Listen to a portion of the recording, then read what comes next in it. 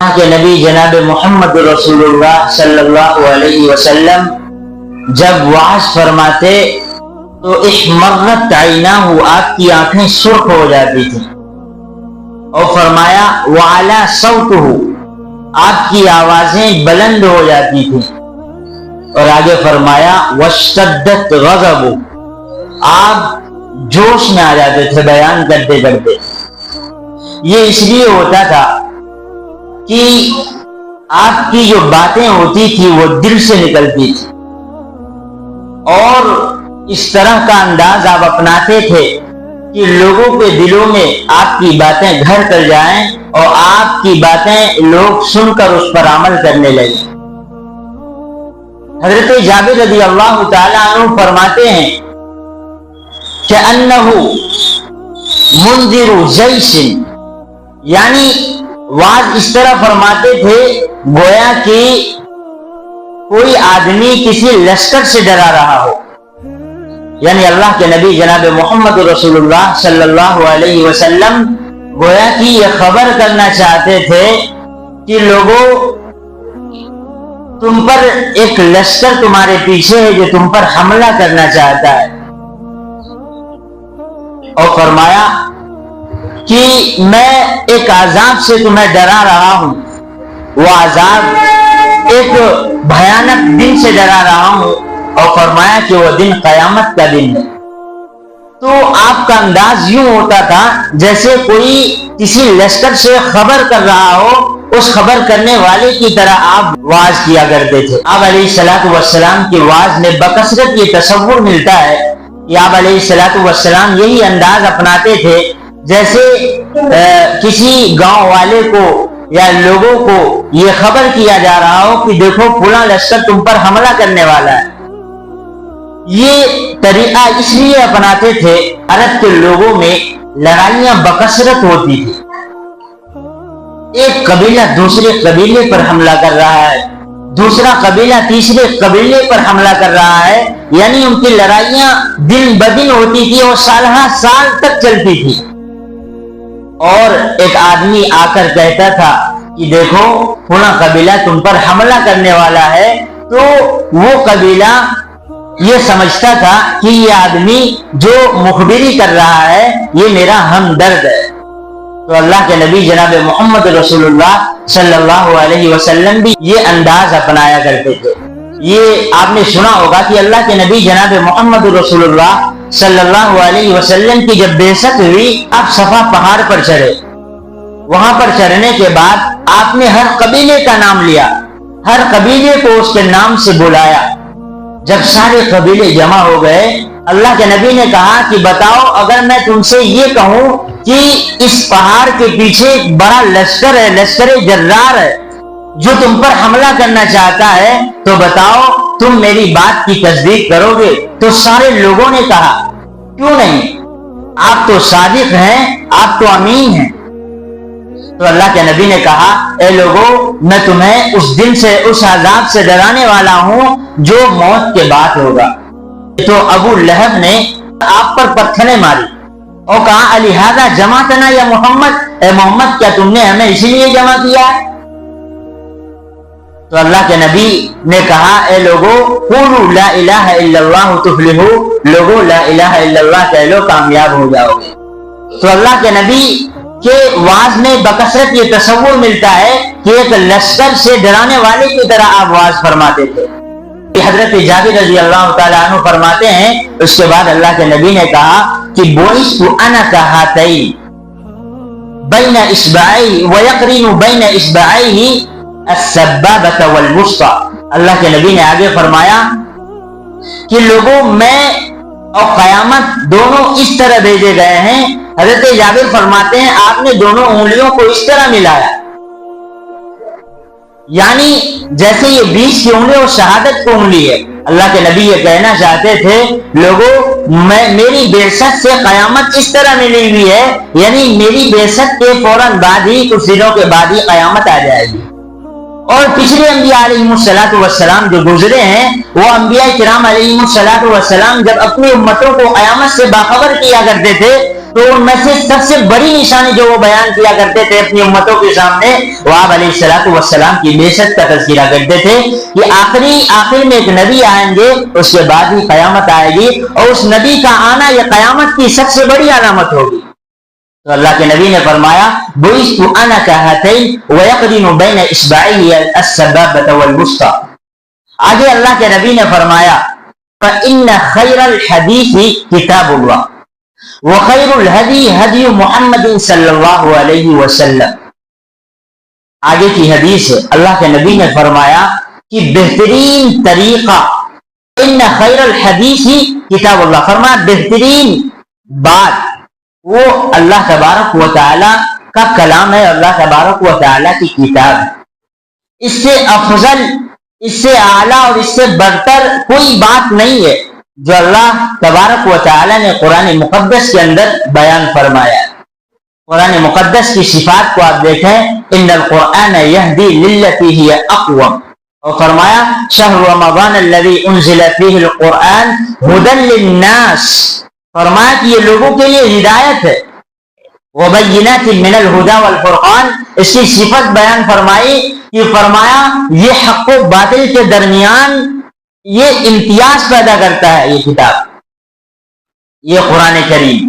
تو اللہ کے نبی نے فرمایا فإن خیر الحدیث کتاب اللہ وخیر الہدی ہدی محمد صلی اللہ علیہ وسلم، اور بہترین طریقہ جو ہے، بہترین جو طرز زندگی ہے، وہ اللہ کے نبی نے فرمایا کہ وہ محمد رسول اللہ صلی اللہ علیہ وسلم کی زندگی ہے۔ اللہ کے نبی فرماتے ہیں وہ میری زندگی ہے، یعنی میری جو زندگی ہے وہ لوگوں کے لیے نمونہ اور آئیڈیل ہے، اور فرمایا کہ جو میری زندگی کو اپنا کر زندگی گزارے گا، فرمایا وہی کامیاب ہوگا۔ اور یہ پیغام دیا گیا کہ لوگوں کی زندگیوں میں میری زندگی ہونی چاہیے، یعنی اگر لوگ اٹھے تو سنت کے مطابق، بیٹھے تو سنت کے مطابق، چلے تو سنت کے مطابق، یعنی لوگوں کی زندگی میں نبی پاک علیہ الصلوۃ والسلام کی زندگی ہو۔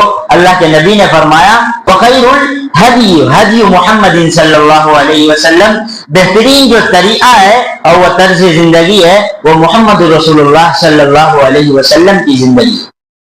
اور قرآن نے کہا لقد كان لكم في رسول الله اسوة حسنة، رسول اللہ صلی اللہ علیہ وسلم کی زندگی میں بہترین اسوہ ہے۔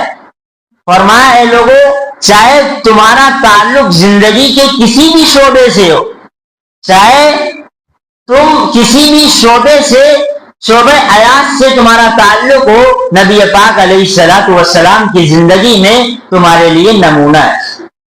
اگر تم کسی کے باپ ہو تو فرمایا حضرت فاطمہ کے ابا جان کو دیکھو کہ انہوں نے باپ کا کردار کس طرح نبھایا ہے۔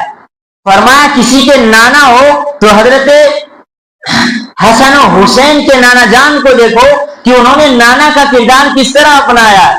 فرمایا اگر تم تاجر ہو تو مکہ کے تاجر یعنی جناب محمد رسول اللہ صلی اللہ علیہ وسلم کو دیکھو کہ انہوں نے تجارت کا کام کس طرح کیا ہے۔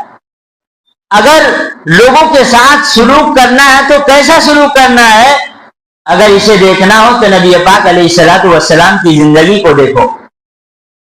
تو اللہ کے نبی نے فرمایا فإن خیر الحدیث کتاب اللہ وخیر الہدی ہدی محمد صلی اللہ علیہ وسلم، اور آگے فرمایا وشر الامور محدثاتها، بدترین جو چیز ہے یا بدترین جو کام ہے یا بدترین جو امور ہیں، اللہ کے نبی نے فرمایا محدثاتها، وہ نئی نئی چیزیں۔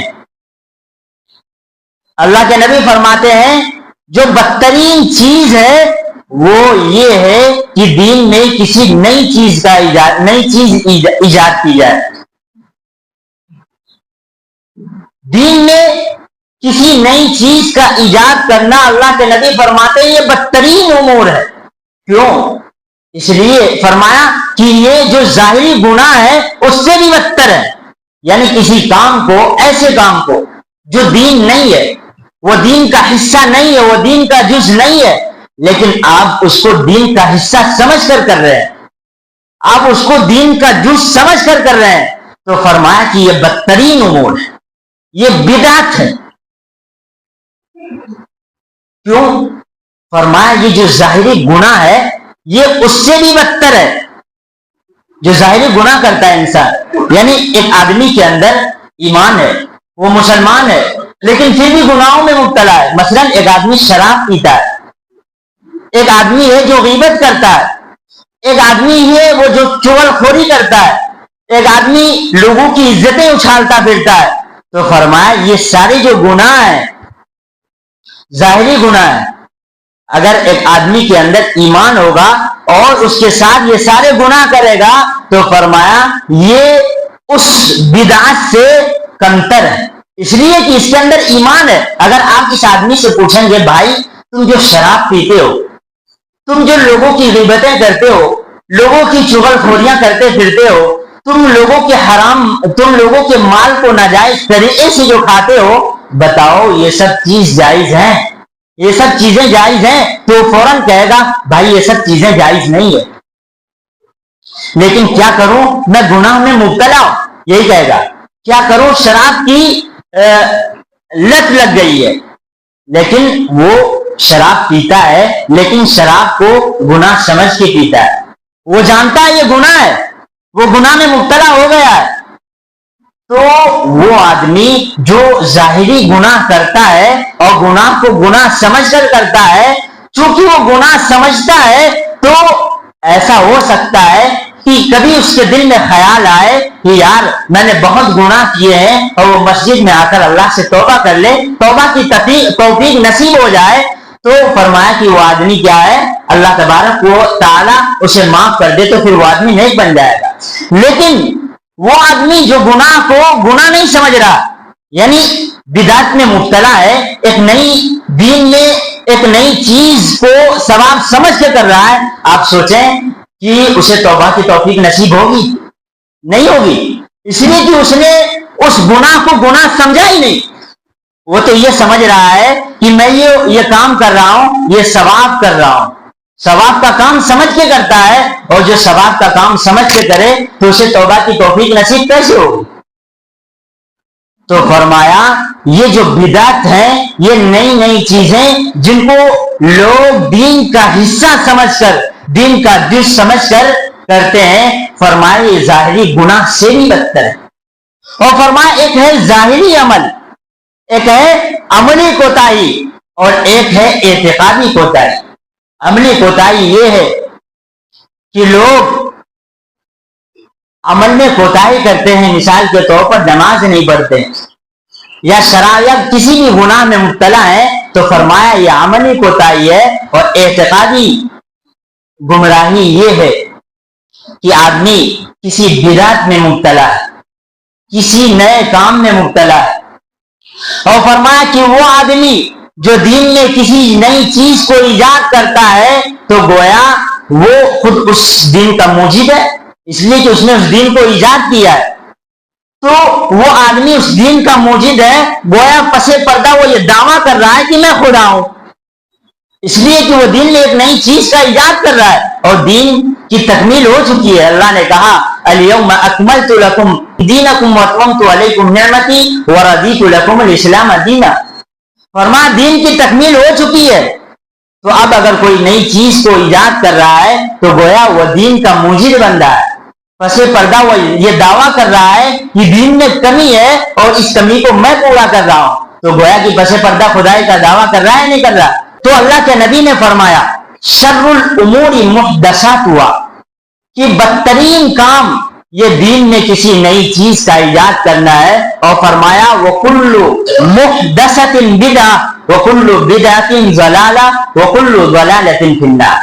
ہر نئی چیز یہ بدعت ہے اور ہر بدعت گمراہی ہے. اللہ کے نبی فرماتے ہیں ہر گمراہی کا انجام وہ جہنم ہے. آپ دیکھیں اللہ کے نبی کا یہ معمول تھا کہ رات کے وقت آپ بکثرت جائزہ لیتے تھے اپنے محلے کا یا گاؤں سماج کا کہ لوگ کیا کر رہے ہیں. ایک مرتبہ اللہ کے نبی نکلے رات کے وقت تو حضرت ابو بکر رضی اللہ تعالیٰ عنہ کے پاس سے گزرے. حضرت ابو بکر رضی اللہ تعالیٰ عنہ کو اللہ کے نبی نے دیکھا کہ آپ तहज्जुद की नमाज में तिलावत कर रहे हैं और आहिस्ता आवाज से तिलावत कर रहे हैं। फिर अल्लाह के नबी ने कुछ नहीं कहा, आगे चले। आगे चले तो हजरत उमर रजी अल्लाह तआला अन्हु को देखा कि वो भी नमाज में तिलावत कर रहे थे, लेकिन वो बुलंद आवाज से तिलावत कर रहे थे। अल्लाह के नबी ये देखकर घर वापस आ गए और आइंदा कल अल्लाह के नबी ने दोनों को बुलाया। अल्लाह के नबी ने हजरत अबू बकर सिद्दीक रजी अल्लाह तआला अन्हु से कहा कि तुम रात आहिस्ता आवाज से तिलावत क्यों कर रहे थे? तो हजरत अबू बकर रजी अल्लाह तआला अन्हु का जवाब सुने। हजरत अबू बकर रजी अल्लाह तआला ने कितना खूबसूरत जवाब दिया। हजरत अबू बकर रजी अल्लाह तआला अन्हु ने फरमाया, अस्मातु मन नाजैतु, अल्लाह के नबी, मैं जिससे सरगोशी कर रहा हूं, मैं जिसको सुनाना चाहता हूं, उसने सुन लिया, लिहाजा जब उसने सुन लिया तो बुलंद आवाज से तिलावत करने की जरूरत नहीं है। इसलिए कि अल्लाह दिल के ख्याल को जानता है। तो मैं ये जो आहिस्ता तिलावत कर रहा हूं, तो मेरा मकसद अल्लाह को सुनाना है, वो पूरा हो रहा है, इसलिए मैं आहिस्ता आवाज से तिलावत कर रहा हूं। फिर हजरत उमर रजी अल्लाह तआला अन्हु से अल्लाह के नबी ने फरमाया कि बताओ आप बुलंद आवाज से तिलावत क्यों कर रहे थे रात? तो हजरत उमर रजी अल्लाह तआला अन्हु ने कहा, अल्लाह के नबी, मैं जोर से तिलावत कर रहा था, बुलंद आवाज से तिलावत कर रहा था, इसलिए कि ताकि लोग जो गफलत में अभी सो रहे हैं वो उठें और उन्हें तहज्जुद की तौफीक नसीब हो। फरमाया मैं ये जोर से तिलावत कर रहा था ताकि शैतान भाग जाए और जो लोग सो रहे हैं वो बेदार हो जाए और वो भी अल्लाह की इबादत में मशगूल हो जाए। आप देखें दोनों हजरात के जवाब कितने खूबसूरत हैं, कितना खूबसूरत जवाब दिया दोनों हजरात ने। लेकिन अल्लाह के नबी जनाब मोहम्मद रसूलुल्लाह सल्लल्लाहु अलैहि वसल्लम ने फरमाया कि तुम दोनों ने जवाब तो बेहतरीन दिया है, लेकिन बेहतरीन तरीका तिलावत का वो है जो कुरान मुकद्दस में अल्लाह ने बताया कि बैन बैन तिलावत की जाए, यानी आहिस्ता और बुलंद आवाज के दरमियानी जो आवाज है उस आवाज में तिलावत की जाए। अल्लाह के नबी ने कहा है अबू बकर, तुम्हारा जो तरीका था वो अच्छा था, लेकिन ये खुद साख्ता था, इसे तुमने खुद इजाद किया था। और फरमाया उमर, जो तुमने तरीका अपनाया वो तरीका भी अच्छा था, लेकिन ये तरीका ऐसा है जो तुमने खुद बनाया। और फरमाया जो खुद साख्ता तरीके हो वो दीन में महबूब नहीं है, बल्कि दीन में महबूब जो तरीका है वो तरीका है जो अल्लाह ने बताया है, अल्लाह के नबी जनाब मोहम्मद रसूलुल्लाह ने बताया। मैं कहना ये चाहता हूं कि ये दीन में नई चीजों का इजाद करना, ये बिदअत, ये बहुत ही बुरी चीज है। और सुने, ये जो बिदअतें हैं, इन बिदअतों में पढ़कर सुन्नतों का जनाजा निकल रहा है आजकल आप देखें लोगों को कि लोग आजकल बिदअतों को बड़े इत्मीनान से करते हैं, गोया कि वो फर्ज है, इस तरह करते हैं। तो बिदअतों का खूब ज्यादा इत्मीनान कर रहे हैं, लेकिन जो सुन्नतें हैं, जो फराइज हैं, जो वाजिबात हैं, उसे पसे पुष्ट डाल रहे हैं। बहुत ही बड़ी अफसोस की बात है। हजरत हाजी इमदादुल्लाह मुहाजिर मक्की रहमतुल्लाह अलैह ने एक वाकया बयान किया है, जिसे हजरत थानवी रहमतुल्लाह अलैह ने अपने मवाइज में लिखा है। फरमाया कि एक बड़े बुजुर्ग थे, वो खूब ज्यादा अल्लाह की इबादतें करते थे और जब नमाजें पढ़ते थे ये नमाजों का हाल ये था कि बड़े खुशू के साथ और अल्लाह को हाजिर और नादिर रखकर नमाजें पढ़ा करते थे। फरमाया कि वो बुजुर्ग साहिब कश्फ थे, उनके दिल में ख्याल आया कि मैं देखूं कि मेरी नमाज अल्लाह के दरबार में किस दर्जे में कबूलियत हासिल है मेरी नमाज को। उनके दिल में ख्याल आया, उन्होंने अल्लाह से दुआ की, अल्लाह मुझे दिखा कि मेरी नमाज की कबूलियत तेरे दरबार में कैसी है, किस दर्जे की कबूलियत है। तो उन्होंने ख्वाब में देखा, उनकी दुआ कबूल हुई। ख्वाब में देखा कि एक हसीनो जमीन औरत को उन्होंने ख्वाब में देखा और अल्लाह ने कहा कि ये तेरी नमाज की कबूलियत है। तो उन्होंने देखा कि औरत तो बड़ी हसीन और जमील थी, लेकिन आंखें नहीं थी। तो वो बुजुर्ग साहब जो थे वो नमाजें पढ़ते थे, बड़े खुशू के साथ पढ़ा करते थे, لیکن نماز جو پڑھتے تھے وہ آنکھیں بند کر کے پڑھا کرتے تھے، اور یہ نبی کی سنت نہیں ہے، نہ نبی کی سنت ہے نہ صحابہ کی سنت ہے. کسی صحابہ نے آنکھیں بند کر کے نماز نہیں پڑھی. مسئلہ بھی یہ ہے آنکھیں بند کر کے نماز پڑھنا یہ مکروہ ہے. تو اس بزرگ نے کہا اے اللہ یہ عورت تو بڑی حسین و جمیل ہے لیکن اس کی آنکھیں نہیں ہے تو اندھی ہے. تو اللہ نے کہا کہ تم دراصل آنکھیں بند کر کے نماز پڑھا کرتے تھے. تو میرے بھائیوں، دین کی ساری روح یہ ہے کہ آپ کی جو عبادت ہو وہ اللہ اور اللہ کے نبی جناب محمد رسول اللہ صلی اللہ علیہ وسلم کے بتائے ہوئے طریقے پر. اچھا، بدعت کی تعریف ہم سمجھتے ہیں. پہلے بدعت کسے کہتے ہیں؟ بدعت کا معنی ہے نئی چیز کا ایجاد کرنا، نئی چیز کا ایجاد کرنا. اب لوگ سوال کرنے لگتے ہیں، یا یوں کہنے کہ جاہل لوگ یہ کہنے لگتے ہیں کہ یہ پنکھا جو چل رہا ہے یہ بھی بدعت ہے، پہلے زمانے میں نہیں تھا. اور یہ بلب جو ہے، ٹیوب لائٹ جو ہے، یہ بھی بدعت ہے. یہ جو موٹر ہے، یہ جو ٹرینیں چل رہی ہیں یہ بھی بدعت ہے، چونکہ پہلے زمانے میں یہ چیزیں نہیں تھی. تو دراصل انہوں نے بدعت کی تعریف نہیں سمجھی. بدعت کہتے ہیں شر الامور، جس کو اللہ کے نبی نے کہا وہ بدعت ہے. فرمایا الاحداث فی الدین ما لم یکن فی عہد رسول اللہ صلی اللہ علیہ وسلم ولا فی الصحابہ ولا فی التابعین ولا فی تبع التابعین. فرمایا دین میں ایسی چیز کا ایجاد کرنا. اچھا یاد رکھیں، دین میں کسی چیز کا ایجاد کرنا، ایسی چیز کا ایجاد کرنا جو نبی پاک علیہ الصلوۃ والسلام کے زمانے میں بھی نہیں تھا، جو صحابہ کرام کے زمانے میں بھی نہیں تھا، جس کا وجود حضرات تابعین کے زمانے میں بھی نہیں تھا، جس کا وجود حضرات تبع تابعین کے زمانے میں بھی نہیں تھا. اس چیز کا وجود یا ایسی چیز کو ایجاد کرنا اور اس کو دین کا جز سمجھ کر اس پر عمل کرنا، فرمایا یہ بدعت ہے. اسی کو اللہ کے نبی نے کہا شد الامور، یہ بدترین کام ہے، یہ بدترین کام ہے. ایصال ثواب آپ دیکھیں، ایصال ثواب یہ جائز ہے، آپ کبھی بھی ایصال ثواب کر سکتے ہیں. لیکن اب لوگوں نے کیا کیا، اس کو تیجا 10واں 20واں 40واں نکال دیا لوگوں.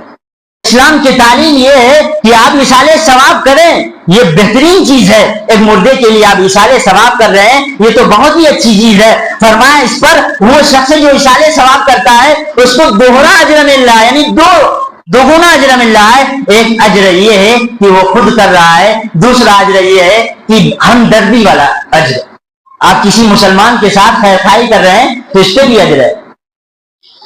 تو فرمایا کہ ایصال ثواب یہ اچھی چیز ہے، لیکن آپ نے کیا کیا، تیسرے دن متعین کر دیا کہ بھائی اگر ایصال ثواب ہوگا تو وہ تیسرے دن ہوگا. تو کسی چیز کو، کسی مستحب چیز کو کسی وقت کے ساتھ متعین کر دینا بدعت کی تعریف میں آتا ہے، یہ بھی بدعت ہے. بات سمجھیے گا. فرمایا کسی مستحب چیز کو کسی متعین وقت کے ساتھ خاص کر دینا کہ بھائی یہ عمل ہوگا تو یہ اسی وقت ہوگا، تو فرمایا یہ بھی بدعت ہے. اس لیے کہ اسلام کی تعلیم یہ ہے کہ ایصال ثواب آپ کبھی کر سکتے ہیں، لیکن آپ نے اس کو متعین کر دیا کہ بھائی اگر ایصال ثواب ہوگا تو وہ تیسرے میں ہوگا، وہ 10ویں میں ہوگا، وہ 20ویں میں ہوگا. تو یہ 40واں، یہ تیجا، یہ 20واں، یہ 10واں، یہ سب ناجائز ہے. یاد رکھیں یہ سب بدعت ہیں.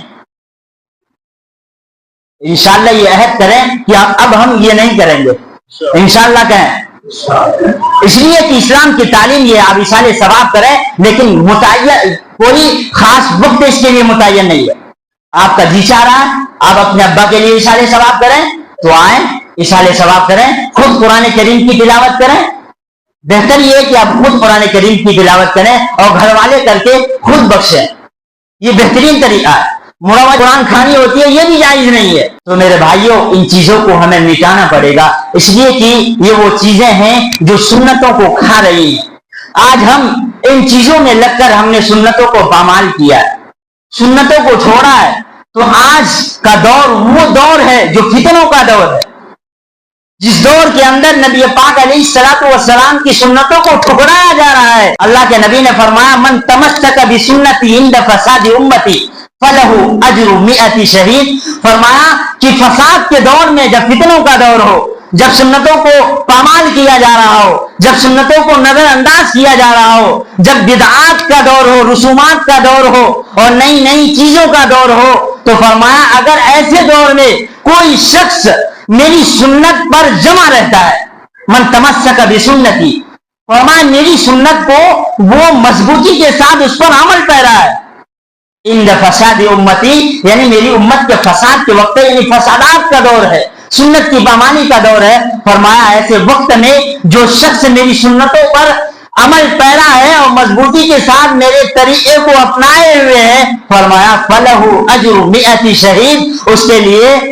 100 شہیدوں کا اجر ہے۔ آپ دیکھیں تو آج کا میرا جو موضوع ہے وہ یہی ہے کہ سنتوں، یہ بدعات ہیں، جو رسومات ہیں، ان بدعات اور رسومات کو ختم کیا جائے، اور یہ ختم میں نہیں کر سکتا بلکہ یہ ختم آپ خود کر سکتے ہیں۔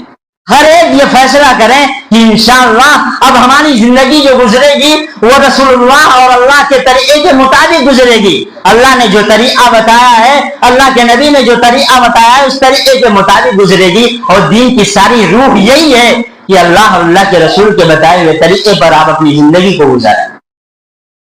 تو یہ جو محرم کا مہینہ ہے، جب محرم کا مہینہ آتا ہے تو یہ بہت ہی اللہ تبارک و تعالیٰ نے فرمایا کہ 4 مہینے ایسے ہیں جو حرمت والے ہیں، جو فضیلتوں والے ہیں، اور ان 4 مہینوں کی بہت زیادہ فضیلتیں آئی، اور خصوصاً محرم کا مہینہ جو بہت ہی ساری فضیلتوں کا حامل ہے۔ لیکن آپ دیکھیں کہ آج جو یہ محرم کا مہینہ آتا ہے تو نہ جانے کتنے رسومات کا سیلاب اس مہینے میں آ جاتا ہے۔ ڈھول بجانا، سیاہ کپڑا پہننا اور پانی کی سبیلیں لگانا، طرح طرح کے حضرت حسین رضی اللہ تعالیٰ عنہ کے نام پر طرح طرح کے خرافات لوگ کرتے ہیں۔ اچھا، سب سے پہلی بات یہ ذہن میں رکھیں کہ شہادت نعمت ہے یا مصیبت؟ غور سے سنیں، شہادت نعمت ہے یا مصیبت؟ اگر مصیبت ہے تو نبی پاک علیہ الصلوۃ والسلام نے شہادت کی دعا کیوں مانگی؟ اللہ کے نبی نے کہا اے اللہ مجھے شہادت کی موت عطا فرما۔ اللہ کے نبی نے جب دعا مانگی شہادت کی تو مطلب یہ نعمت ہے۔ تو میں کہنا یہ چاہتا ہوں کہ شہادت مصیبت ہے یا نعمت؟ اگر مصیبت ہے تو مصیبت اللہ کے نبی جناب محمد رسول اللہ صلی اللہ علیہ وسلم اس کی دعا نہ مانگتے۔ اگر نعمت ہے تو پھر نعمت پر رونا کیسا؟ آج محرم کے مہینے میں حضرت حسین رضی اللہ تعالیٰ عنہ کی شہادت پر ایک طبقہ، بلکہ آج کل ایک طبقہ نہیں کہنا چاہیے بلکہ جو حقیقی مسلمان ہیں، جو سنتوں کے پابند ہیں، وہ بھی محرم کے مہینے میں طرح طرح کے خرافات میں شامل ہیں، رسومات و بدعات میں شامل ہیں۔ تو شہادت ایک نعمت ہے۔ اللہ کے نبی نے دعا مانگی اور حضرت عمر رضی اللہ تعالیٰ عنہ نے دعا مانگی اللہم ارزقنی شہادۃ فی سبیلک، اے اللہ مجھے اپنے راستے میں شہادت کی موت نصیب فرما۔ حضرت عمر نے یہ دعا مانگی اللہم اجعل موتی فی بلد حبیبک، اے اللہ مجھے شہادت نصیب فرما اور اپنے حبیب جناب محمد رسول اللہ صلی اللہ علیہ وسلم کے شہر میں مجھے شہادت کی موت نصیب فرما۔ تو شہادت میرے بھائیوں یہ نعمت ہے، اور اللہ کے نبی جناب محمد رسول اللہ صلی اللہ علیہ وسلم فرماتے ہیں کہ کل قیامت میں سارے شہداء کو اکٹھا کیا جائے گا، اللہ تبارک و تعالیٰ تمام شہداء سے پوچھیں گے کہ بتاؤ تمہاری تمنا کیا ہے، تمہاری خواہشیں اور آرزویں کیا ہے؟ تو سارے شہداء یہ کہیں گے اے اللہ ہماری تمنا یہ ہے کہ ہمیں جو اپنی زندگی میں آپ کے راستے میں سر کٹانے کا جو ہمیں لطف ملا ہے وہ پوری زندگی میں کبھی بھی نہیں ملا۔ اے اللہ ہماری تمنا یہ ہے کہ ہمیں دوبارہ تو دنیا میں بھیج دے اور دوبارہ تیرے راستے میں ہمارا سر کاٹا جائے، ہمیں ذبح کیا جائے۔ سارے شہداء کی یہ تمنا ہوگی۔ اللہ کے نبی نے فرمایا ثم اقتل ثم احیا ثم اقتل ثم احیا ثم اقتل ثم احیا. اللہ کے دربار میں سارے شہداء کہیں گے اللہ دوبارہ مجھے دنیا میں بھیجا جائے زندہ کر کے اور دوبارہ میں تیرے راستے میں قتل کیا جاؤں. اے اللہ دوبارہ مجھے دنیا میں بھیجا جائے اور میں دوبارہ تیرے راستے میں قتل کیا جاؤں. سارے شہداء کی یہ تمنا ہوگی. تو شہادت پر یہ رونا پیٹنا، سینوں پر ہاتھیں مارنا اور کپڑے پھاڑنا، کالے لباس پہننا، شوق منانا، یہ ساری چیزیں ناجائز ہے. میرے بھائیوں آج کل آپ دیکھیں کہ جو شربتوں کے سبیل لگاتے ہیں کہ شربت پلایا جائے 10 محرم کو. آپ دیکھیں حضرت حسین رضی اللہ تعالیٰ عنہ کے بارے میں آتا ہے جب ان کی شہادت ہوئی تو کئی دن تک انہیں یہ پیاسے رہے، پانی دشمنوں نے لینے نہیں دیا. انشاءاللہ ان کا پورا واقعہ میں آئندہ جمعہ کو بیان کروں گا. تو یہ جو بدعات ہیں، یہ شہادت پر رونا اور ماتم کرنا، یہ کہیں سے بھی جائز نہیں ہے. آپ دیکھیں کہ حضرت حمزہ رضی اللہ تعالی عنہ کے کئی ٹکڑے کیے دشمنوں نے جنگ احد میں. اللہ کے نبی جناب محمد رسول اللہ صلی اللہ علیہ وسلم آئے تو اللہ کے نبی جناب محمد رسول اللہ صلی اللہ علیہ وسلم نے اپنے چچا کو دیکھا کہ کئی ٹکڑے ہیں دشمنوں نے کیے تھے. تو اللہ کے نبی نے کہا اے اللہ میں ان سے راضی ہوں، تو بھی راضی ہو جا. اور اللہ کے نبی نے جب حضرت حمزہ کے گوشت کے ٹکڑوں کو دیکھا، اللہ کے نبی نے کہا حضرت صفیہ یعنی ان کی بہن کو ان کے سامنے نہ لانا، ایسا نہ ہو کہ وہ آئے اور صبر کا دامن چھوڑ جائے. یعنی ایسا حشر دشمنوں نے کیا تھا، ایسی شہادت ان کی ہوئی تھی. تو اللہ کے نبی تو ایک آدمی نے خبر دیا جا کے، جب خبر دیا حضرت صفیہ رضی اللہ تعالی عنہا کو، حفیظ جالندری نے اسی کو کہا ہوا حمزہ کی میت پر گزر شان رسالت کا، تأثر دیدنی تھا مہر تاباں کی جلالت کا. کہا روکو میری پھوپھی کو میت پر نانے دو، دل زخمی کو ان کے یہ نیا چرخا نہ کھانے دو. اللہ کے نبی نے کہا کہ میری پھوپھی سے جا کر کہہ دو کہ وہ میت حمزہ پر نہ آئے، اس لیے کہ جب وہ اپنے بھائی کے گوشت کے ٹکڑوں کو دیکھیں گے تو صبر کا دامن ان سے چھوڑ جائے گا، لہذا انہیں روکو. علم انگیز ہے قطو برید چہرے حمزہ، بہن کو رنج دے شاید یہ دید چہرے حمزہ. کسر نے جا کے مادر کو مگر جس وقت سمجھایا، تو قلب مسلمہ کو ہر حال میں صبر آشنا پایا. لیکن حضرت صفیہ کون تھی؟ وہ ایک صحابیہ تھی، اور صحابیہ خدا کی قسم ان کے مقام جو ہے اور ان کے اندر اللہ کے نبی جناب محمد رسول اللہ صلی اللہ علیہ وسلم کی تعلیم گھر کر گئی تھی. اسی لیے یہ کہا گیا ہے کہ آپ چاہے کتنوں بڑے بزرگ بن جائیں لیکن آپ ایک صحابی کے مقام کو نہیں چھو سکتے. تو ان کا مقام ہی الگ ہے، رضی اللہ عنہم ورضوا عنہ، ان کا مقام ہی الگ ہے. تو فرمایا جب یہ بھائی کے لاش کے ٹکڑوں پر گئیں، جب حضرت صفیہ نے اللہ کے نبی نے روکا لیکن پھر بھی یہ بھائی کے لاش کے ٹکڑوں پر گئیں، تو آپ دیکھیں حفیظ جالندری نے اس کو کیا کہا، گئی وہ میت حمزہ پہ روئی اور نہ چلائی، نظر چہرے پہ ڈالی فاتحہ پڑھ کر چلی آئی. آپ دیکھیں بھائی کا جنازہ ہے، گوشت کے ٹکڑے ٹکڑے ہو گئے ہیں، لیکن جب وہ اپنے بھائی کے شہادت یعنی اپنے بھائی کے پاس پہنچتے ہیں، گوشت کے ٹکڑے کے پاس پہنچتے ہیں، تو وہ گئیں اور نہ روئی اور نہ چلائی. حفیظ جالندری نے کہا گئیں وہ میت حمزہ پہ روئی اور نہ چلائی، نظر چہرے پہ ڈالی فاتحہ پڑھ کر چلی آئی. گئی لیکن صبر کے دامن کو جانے نہیں دیا. اللہ کے نبی نے جو صبر کا حکم دیا تھا وہ صبر اس پر وہ کھڑی اتری اور صبر کا دامن छूटने नहीं पाया और न रोई और न चिल्लाई और वहां पर उन्होंने मातम नहीं किया। तो मेरे भाइयों, अगर ये शहादत पर, अगर मौत पर मातम जायज होता तो आप बताएं हजरत सफिया मातम करती या नहीं करती? अल्लाह के नबी जनाब मोहम्मद रसूलुल्लाह सल्लल्लाहु अलैहि वसल्लम अपने चचा की मौत पर मातम करते या नहीं करते? उस वक्त हजरत अली भी थे, हजरत अली बताएं मातम करते या नहीं करते? हजरत हसन भी थे, हजरत हसन मातम करते, हजरत हुसैन भी थे, जिनके नाम पर आज दुनिया तरह तरह के खुराफात करती है शहादत पर, लेकिन इन तमाम लोगों ने मातम नहीं किया। जब हजरत अली का इंतकाल हुआ तो हजरत हसन, हजरत हुसैन ने भी मातम नहीं किया, और जब हजरत हसन का इंतकाल हुआ तो हजरत हुसैन ने भी मातम नहीं किया, और जब हजरत हुसैन का इंतकाल हुआ तो आप देखें कि सहाबा ने मातम नहीं किया, उस दौर के लोगों ने मातम नहीं किया, और बाद में ताबीन ने भी मातम नहीं किया, और बाद में तबे ताबीन ने भी मातम नहीं किया। लेकिन कुछ जमाने बाद एक बादशाह था, उसका नाम याद नहीं है, उन्होंने इजाद किया, वो शिया बादशाह था, उन्होंने इजाद किया ये तरीका।